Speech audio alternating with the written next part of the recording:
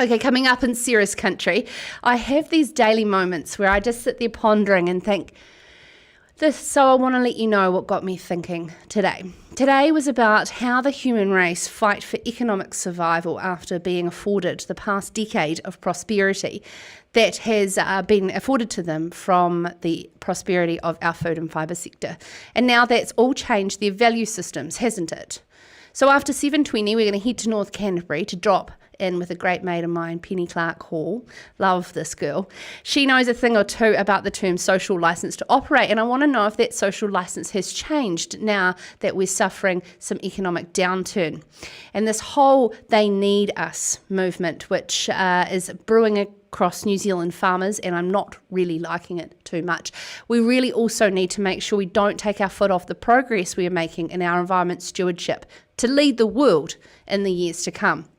Now, going back in history, the National Business Review in 2013 argued that the concept of social licence should be viewed suspiciously, as we already have a social licence permitted through laws passed by our Parliament, of course, our elected representatives. Yet I question, in 2017, the Labour Party campaigned on people's democracy to have been afforded the right to a social licence and how we farm and grow food here in this country, even before it's been permitted into law. So that's I've been thinking. I'm starting to sound like Hosking, but I want to know, from the experts here about, has our society's values evolved and changed to new perceptions of our industry that feeds them? And with the rise of their new values around well-being and environment, and because they haven't had to think about pure survival. This time afforded to our society due to our economic prosperity from our record exports. But now we're looking at a new normal post-COVID-19 with a wrecked economy and a mass amount of unemployment. So will the pressure come off the accelerator to pile more policy on farmers? To understand the concept, we have Penny Clark Hall to discuss. Penny is New Zealand's very first social licence consultant. Penny, you're looking very beautiful there from your home on the farm in North Canterbury. How's the wee smush tonight? She had tucked up in bed? Found in the living room. Post bath. So not quite. She's gorgeous, gorgeous. Can you firstly explain Engelbert's theory around sort of what I was just discussing in that intro? Yeah. So Engelhart's theory is basically that the world can be divided up by traditional versus secular rational values and survival versus self-expression values. So it's on a graph like this. So countries like New Zealand, the US, Sweden, Denmark, etc., sit quite high on the self-expression values, which is driven by economic security. And then on the vertical line, you've got your traditional versus rational values. And so we sit quite high on the rational value as well. And basically what that means is, so we've moved from post-war where we were valuing economic security, where industry got a free pass, essentially. So laws and regulation were pretty loose. It was about driving the economy. And since that economic security has been achieved, society's values evolved into those higher level moral values, and those sorts of things start to be pulled into question. And that, as we know, public perceptions drive regulation. So those values that they have are quite important and have resulted in the primary sector facing increasing regulation to bring us in line with public values. Why should farmers and growers care about the concept of social licence? It really saddened me to hear one farmer recently say, I send all my product to China, so why should I care about feeding New Zealand when they treat me like shit anyway? Why is it important that we have the whole of ourselves as a country around how and what we do and why we do and where we can evolve and change? Well, it's a real shame to hear that, because the primary sector uses natural resources that the whole country relies on. So it's not just about using and abusing or using and respecting, whatever way the farmer goes. these water and earth and climate, it's all important to the people that live in this country. And if you rely on natural resources to make a living, you have to respect the fact that you are being granted the use of those resources by the whole country. They should care about social license, because if they haven't been living under a rock for the past 10 years, they'll know that public perceptions have been driving regulation against their industry.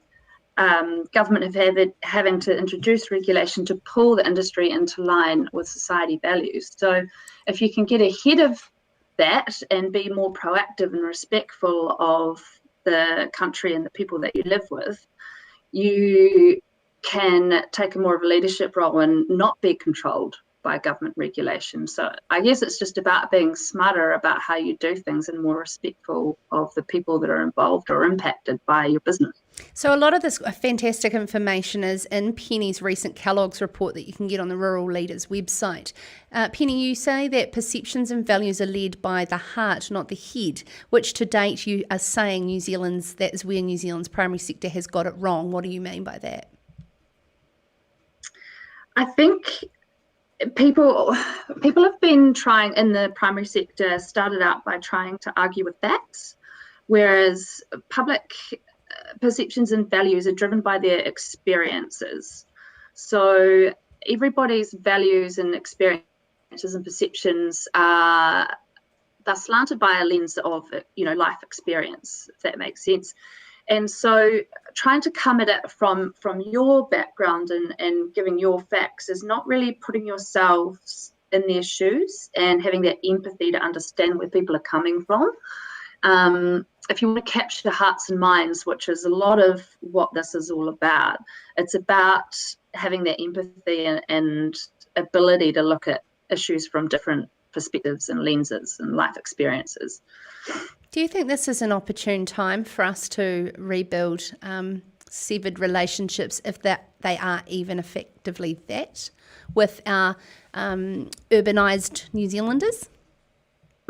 Absolutely. I think this has been a real gift to the primary sector in terms of social licence. So we currently have a country now that is focused on survival and also need entertainment, because we're all locked inside and looking for things to do. Traditionally, we haven't had an urban audience that are really interested in listening to what the primary sector has to say. So right now, you've got a more empathetic and respectful urban audience who are grateful for the food the food security that they have, and they also trolling the internet looking for an escape from their lockdown. So we have an opportunity to leverage off their positive vibes going towards the sector to start telling our story, and also making sure that we are not abusing the opportunity by, bathing in the glory of it all and continuing to be what we say we are, which is the backbone of the economy, which is about getting on and doing it and doing the right thing, and not show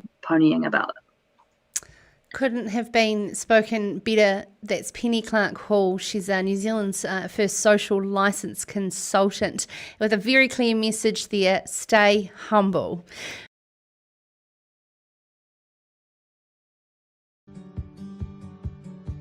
G'day, I'm James Stewart. I'm a dairy farmer in the mighty Manawatu. We've had a pretty tough summer with drought conditions this year, and now we're facing a lot of uncertainty and disruption with the COVID-19 virus. So while we can continue to farm on, we really want to acknowledge and thank the people that are helping us get on with what we're doing. So from the truck drivers, the factory workers, the distribution networks that are putting the produce and food around the country and the globe, a big thank you. Hey everybody, I'm Richard Lowry. I'm Josh. I'm Hayden. We just want to give a big shout out to all you freezing workers. We feel extremely grateful and pleased that you're continuing to do your job under these difficult circumstances. If you weren't, lambs like these wouldn't be getting processed for people, farmers like us. And without that, we're in trouble, and the whole of New Zealand will be, in big parts of the world, because we'll very, very quickly be hungry. Hi, I'm Marina. We're sheep and beef farmers in Waiau, North Canterbury, and I just wanted to acknowledge the work of the men and women in our processing plants around New Zealand who are helping to take our product from the farm and offer it up to the tables in New Zealand. Hi, I'm Will Taylor. I'm a sheep farmer in the Manawatu. I just wanted to say a big shout out and a big thank you to all of the meat processors and truck drivers who have been helping to take our meat off farm and get it onto the supermarket shelves. We all know that farmers have gone through a pretty tough drought lately, and now with the COVID-19 going on, we've still got a lot of stock on farm that we need to get rid of and get onto supermarket shelves and onto everybody's plates for dinner at the end of the day. We know a fella that's still getting up at 2 o'clock in the morning and heading off for his day's work like he always does, and he's pretty happy about that. And yeah, that's cool. I also want to acknowledge the on-farm supplies that are still able to come out onto our farms and the breakdown crews. Without you guys, we couldn't do our jobs. We just want to say thank you. Without you guys doing your bit, what we do here doesn't count. Without the meat workers and the truck drivers, we'd all be going a wee bit hungry, so a big thank you to you guys. You do make a bloody good job of getting our meat out to our local supermarkets and the international markets, so thank you again. Just keep up the hard work and we'll all get through this together. Thanks. Thank you. Thank you. So cheers, thank you very much, and stay safe. So thanks.